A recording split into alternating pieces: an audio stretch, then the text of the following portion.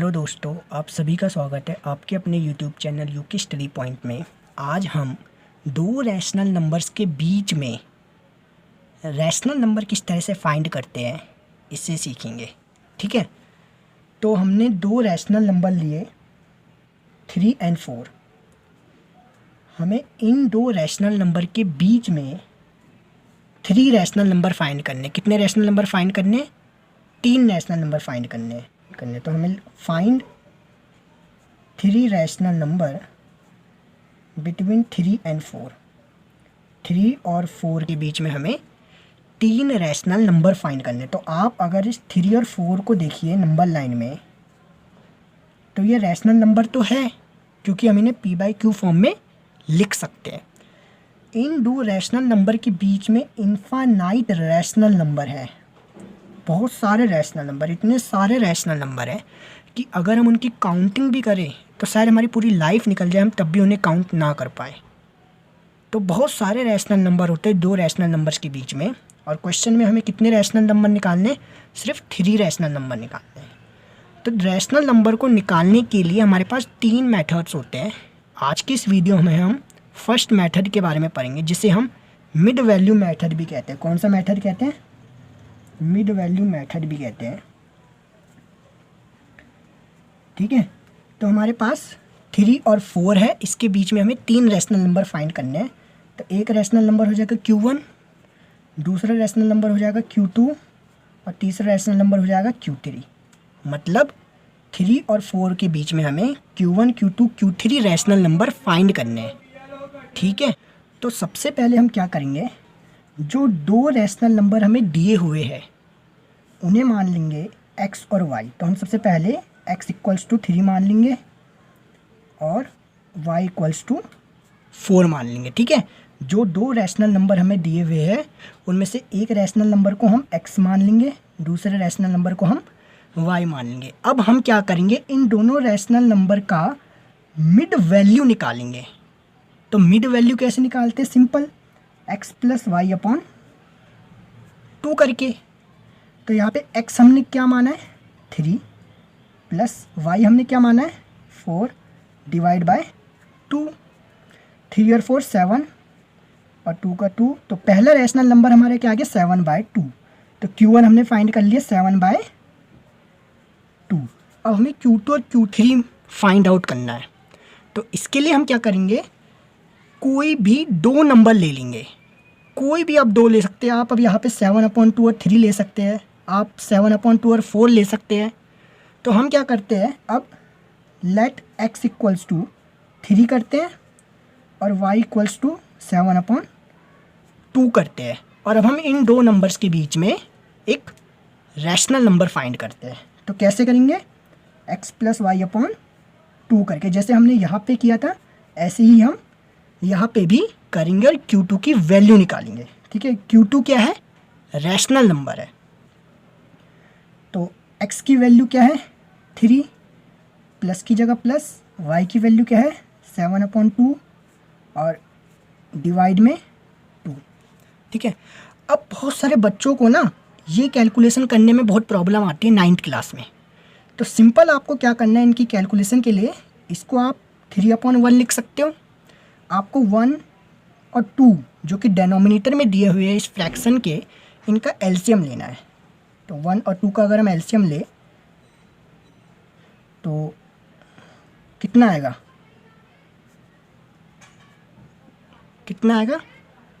2 आएगा। तो सिंपल आप 2 लिखिए। अब इस 2 को आप पहली वाली फ्रैक्शन के डेनोमिनेटर से डिवाइड कीजिए। पहली वाली फ्रैक्शन के डेनोमिनेटर से डिवाइड कीजिए। डिवाइड करने पे जो आंसर आएगा उसको आप इस फ्रैक्शन के न्यूमिनेटर से मल्टीप्लाई कीजिए। तो इसका न्यूमिनेटर क्या है? 3। तो 3 × आंसर कितना आया था हमारा डिवाइड करने पे? 2 प्लस। ठीक इसी तरह से जो दूसरी फ्रैक्शन है उसका जो डिनोमिनेटर है उसे आप इन दोनों डिनोमिनेटर का जो एलसीएम आया था 2 उससे डिवाइड कीजिए। जो आंसर आएगा उसे आप इसके न्यूमिनेटर से मल्टीप्लाई करें तो आंसर कितना आया था 1, तो ये कितना, ठीक है। और यहाँ पे होल में क्या था,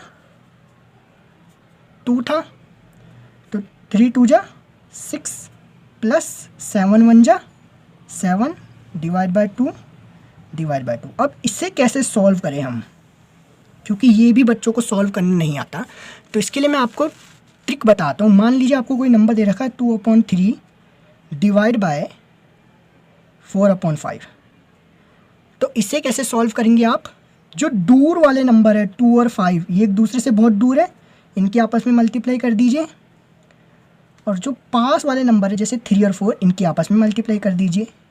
सिंपल सॉल्व। अगर मान लीजिए आपके पास कोई नंबर है 2/3 डिवाइड बाय 4, तो इसे आप कैसे सॉल्व करेंगे, इस 4 को हम 4/1 लिख सकते हैं ना, बिल्कुल लिख सकते हैं। तो अब दोबारा से ये ऐसे ही हो गया, दूर वाले नंबर की दूर से मल्टीप्लाई, पास वाले नंबर की पास से मल्टीप्लाई कर, तो ये क्या हो जाएगा 2 multiply by 1 divide by 3 multiply by 4। मान लीजिए आपको एक नंबर दे रखा है 2 डिवाइड बाय 3/4, तो इसे आप कैसे करेंगे, तो सिंपल इसे भी आप इस 2 को 2/1 लिख सकते हैं, ठीक है। फिर डिवाइड लगाएंगे 3/4, वापस से दूर वाले नंबर की दूर से मल्टीप्लाई और पास वाले नंबर की पास वाले नंबर से मल्टीप्लाई, तो ये कितना हो जाएगा 2 मल्टीप्लाई बाय,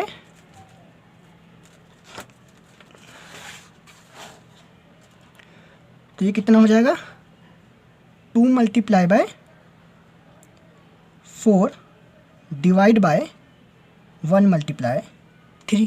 तो सिंपल ये ट्रिक होती है इन तरह के क्वेश्चंस के लिए। तो अब अगर यहाँ पे आप इस नंबर को देखिए 6 + 7 कितना होता है 13 डिवाइड बाय 2 और 2, तो अब इस 2 को मैं कैसे लिख सकता हूँ 2/1 लिख सकता हूँ। तो दूर वाले नंबर की दूर वाले नंबर से मल्टीप्लाई, पास वाले नंबर की पास वाले नंबर से मल्टीप्लाई, तो कितना हो जाएगा 13 मल्टीप्लाई बाय 1 और 2 2 जा 4, तो एक नंबर हमने और निकाल दिया 13/4, तो Q2 की वैल्यू आ गई 13/4, ठीक है। अब आपको एक नंबर और फाइंड करना है Q3, तो Q3 फाइंड आउट करने के लिए आप या तो Q1 और Q2 का मिड वैल्यू निकालें, या Q2 और 4 की मिड वैल्यू निकाले, या Q1 और 4 के बीच की मिड वैल्यू निकाले, वो आपके ऊपर चॉइस है, ठीक है। जो भी आप करना चाहते हो आप सही ही करोगे। तो मैं क्या करता हूँ अब Q2, Q1 और Q2 की वैल्यू निकालता हूँ, ठीक है। यहाँ पे Q2 आएगा, Q1 और Q2 के बीच की मिड वैल्यू निकालता हूँ। तो कैसे निकालेंगे हम, इसको मान लेंगे x और इसको मान लेंगे y, जैसे हमने पहले किया था। तो let x equals to 7/2 and y equals to 13/4। Simple वही x प्लस y/2, तो x की वैल्यू क्या है 7/2 है, प्लस y की वैल्यू क्या है 13/4 है, होल डिवाइडेड बाय 2, ठीक है। अब यहाँ पे देखिए इसे कैसे सॉल्व करना है, मैंने आपको बताया था। सबसे पहले हमें 2 और 4 का एलसीएम लेना है। 2 और 4 का एलसीएम अगर हम लेंगे तो कितना आएगा 4 आएगा। फिर हमें इस एलसीएम को फर्स्ट वाली फ्रैक्शन के डिनोमिनेटर से डिवाइड करना है। तो जब हम 4 को 2 से डिवाइड करेंगे तो आंसर कितना आएगा 2 आएगा।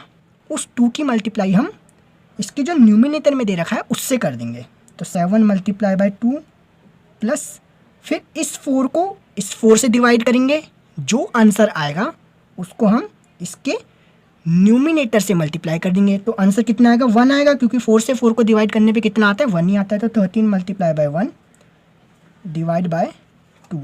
अब आप देखिए 7 मल्टीप्लाई 2 7 2 जा 14 प्लस 13 1 जा 13 डिवाइड बाय 4, और ये पूरा का पूरा किससे डिवाइड हो रहा है 2 से डिवाइड हो रहा है। तो 14 प्लस 13 कितना होता है 27 डिवाइड बाय 4 मल्टीप्लाई बाय 2। अब इसे कैसे सॉल्व करें, तो मैंने आपको बताया था कि इस 2 के नीचे हम 1 लिख सकते हैं, फिर दूर वालों की मल्टीप्लाई दूर से, पास वालों की पास से। तो क्या हो जाएगा 27 multiply by 1 divide by 4 multiply by 2। 27 1 जा 27, 4 2 जा 8। तो ये Q3 हमारा रैशनल नंबर हो गया। तो हमने 3 और 4 के बीच में 3 रैशनल नंबर फाइंड करे by the method of mid value method, ठीक है। लेकिन इस मेथड में एक प्रॉब्लम भी है। वो प्रॉब्लम क्या है, 3 रैशनल नंबर तक तो सही है, हम फाइंड कर सकते हैं, लेकिन अगर हमें 5 रैशनल नंबर बोल दिए जाए तो ये मेथड बहुत ज़्यादा लेंथी हो जाता है। आप देखिए, हमने 3 रैशनल नंबर फाइंड आउट किए 3 और 4 के बीच में। अगर हमें 5 या 6 रैशनल नंबर कहे जाते फाइंड आउट करने को, तो काफ़ी ज़्यादा लेंथी ये मेथड हो जाता है। और बहुत सारे बच्चे तो प्लस माइनस में दिक्कत कर देते है ना, और बहुत सारे बच्चे क्या होता है, इस वाली कैलकुलेशन में प्रॉब्लम में आ जाते हैं। तो जब हम 3 या 5 से ज़्यादा रैशनल नंबर्स को फाइंड आउट करें तो हम इस वाले मेथड का यूज़ नहीं करते, क्योंकि ये मेथड बहुत ज़्यादा लेंथी होता है।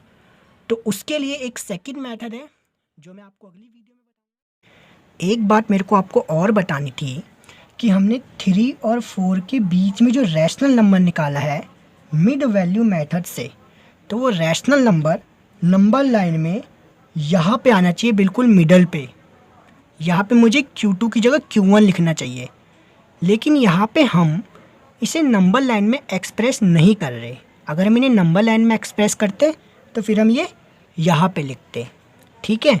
ठीक उसी तरह से जब हमने 3 और 7/2 के बीच में रैशनल नंबर निकाला था मिड वैल्यू मेथड से, तो वो रैशनल नंबर भी 3 और 7/2 के बीच में ही आएगा नंबर लाइन में। लेकिन यहाँ पे मैंने Q1 यहाँ लिखा हुआ है, Q2 यहाँ लिखा हुआ है, Q3 क्या यहाँ लिखा हुआ है, तो इसका मतलब मैंने तो ये गलत लिखा हुआ है। ये मैंने आप लोगों को समझाने के लिए ऐसा लिखा हुआ है, ठीक है।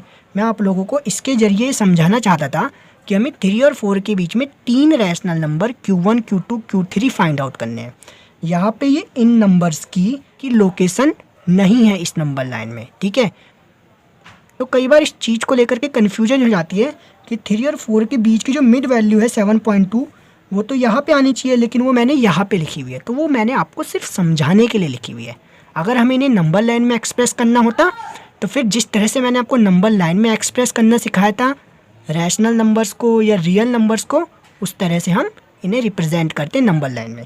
तो ये नंबर लाइन में इनका रिप्रेजेंटेशन नहीं है, ठीक है। नंबर लाइन में इनका ये रिप्रेजेंटेशन नहीं है, ये हमने सिर्फ समझने के लिए ऐसा यहाँ पे लिखे हुए हैं नंबर्स, ठीक है। तो इनका नंबर लाइन में इससे इनका रिप्रेजेंटेशन नहीं है। तो अगर आपको ये वीडियो अच्छी लगे तो इस वीडियो को आप लाइक कीजिए और अपने दोस्तों के साथ शेयर भी कीजिए। Thank you.